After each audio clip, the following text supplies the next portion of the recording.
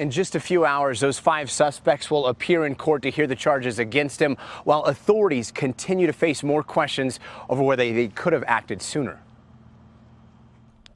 This morning, 5 adults expected in court to face child abuse charges, while at the remote compound where 11 half-starved children were found, a property owner says possible evidence still sits uncollected.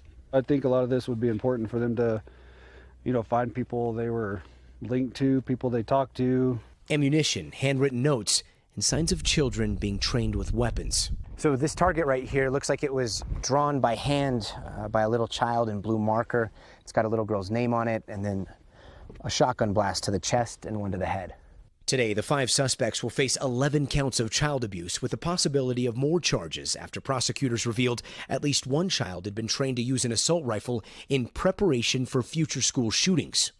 Siraj Wahaj also facing charges for allegedly abducting his 3-year-old son Abdul Ghani Wahaj. This is the bedroom.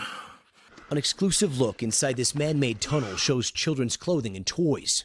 We sent our cameras down the confined 100-foot-long passageway. It's all still here. A tunnel partially dug by children, according to the property owner, who found videos of 2 boys digging underground. A small child's human remains were also found inside a passage believed to be the missing 3-year-old Abdul. Jason Badger says he told the sheriff's department and other authorities about seeing the missing boy there with Wahaj, and about the others illegally squatting on his land for months, but says authorities failed to act. NBC News has requested interviews with the sheriff, but all requests have been denied.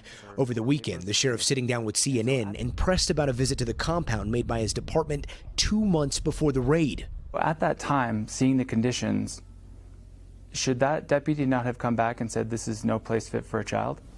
Deputy didn't see child. But you had the FBI who was surveilling the property since May. They saw children. Yes. But the interview ending abruptly when the sheriff was asked if Abdul could have been saved. I think we're done.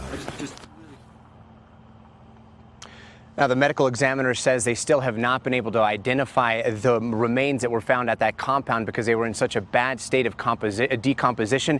They also say that they have not been able to determine when that child died and whether it could have been alive back in June when authorities went by there to serve papers. Guys, a lot of questions to be asked there, Gadi. Thank you. Hello, Today fans. Thanks for checking out our YouTube channel. Subscribe by clicking that button down there and click on any of the videos over here to watch the latest interviews, show highlights, and digital exclusives.